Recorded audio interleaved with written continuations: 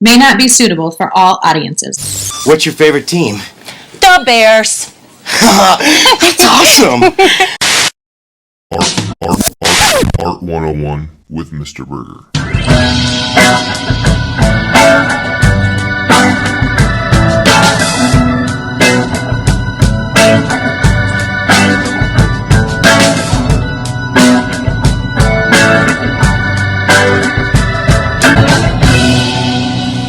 Welcome to another episode of Art 101 with me, Mr. Burgher, a professional artist and master educator attempting to provide the best in art historical content. If you like the content, like, share, subscribe, do all the things.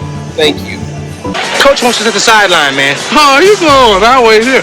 One of the prominent artists of sports is LeRoy Neiman. Today, as you know, because you clicked on the video, we're going to explore the world of LeRoy Neiman and the sports paintings that he creates.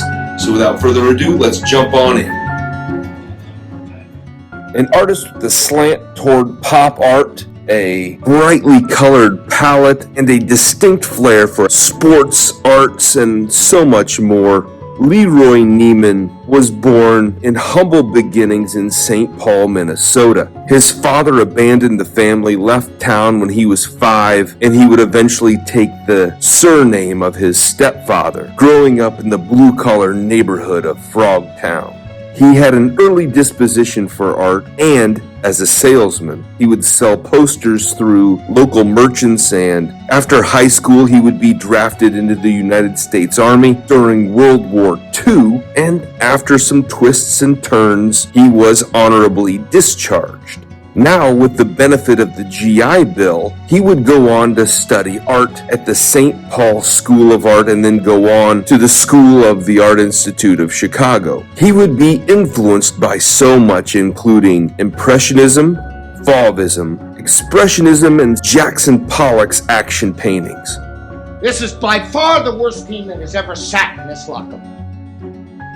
After being trained to become an artist, LeRoy Neiman would settle into a profession as an educator, teaching both figure drawing and fashion illustration through the School of the Art Institute of Chicago.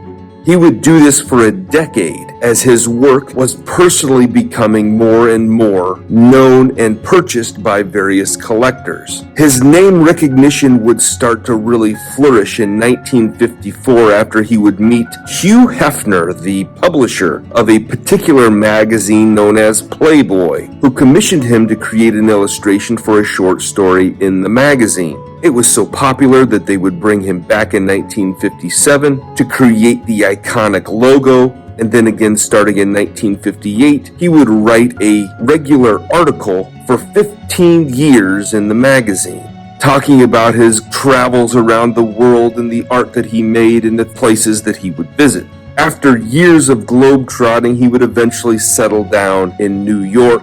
But over the years, he would create works of art that portrayed ballet performances, safari expeditions, sailing, Broadway shows, album covers, the World Chess Championship, Super Bowls, and really so much more. Side note, in 1997, Wheaties was looking to create a series of 5 cereal boxes that depicts the legends of the NFL, including Johnny Unitas, Mean Joe Green, Roger Staubach, Walter Payton, and Ronnie Lott. Of course, they went to LeRoy Neiman to execute the artwork for those cereal boxes. Cute box. His New York studio would be located inside the Hotel des Artistes, which was actually intended for artists to live inside the hotel, with rooms being double the height and looking out over Central Park. This would be his home base for 50 years. He would paint numerous figures in the arts, politics, and of course in sports.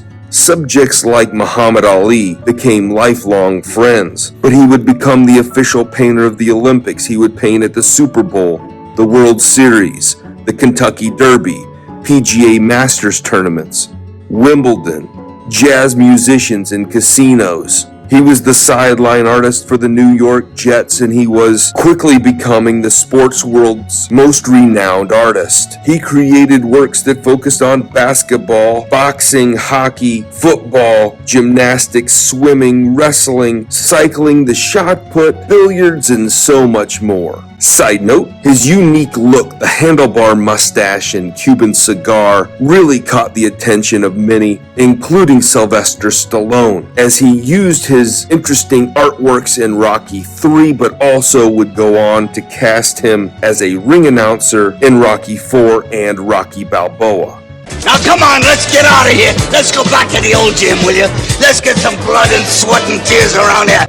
LeRoy Neiman created art that captured the drama of sports. From the pre-fight to the Grand Slam, his work is definitely captivating, but his fame really came on the television screen. He appeared on television as the official Olympic artist in 1972 and would hold that post for 5 Olympic Games. His work with the Olympics made his art very much visible to millions, and TV appearances and specials and all of those sorts of things became more and more typical for him.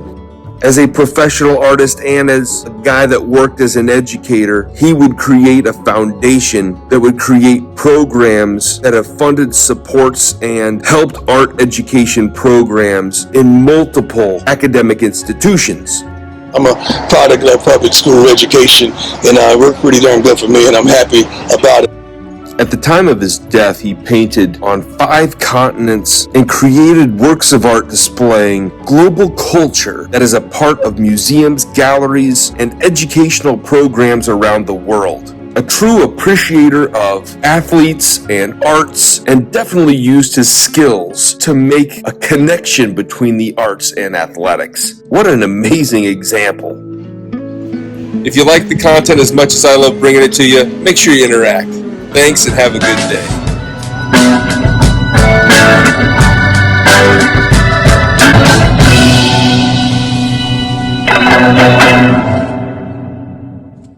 Well, Jesse, have you enjoyed yourself here in Des Moines, Iowa? Oh, sure. Well, we certainly hope you enjoyed yourself.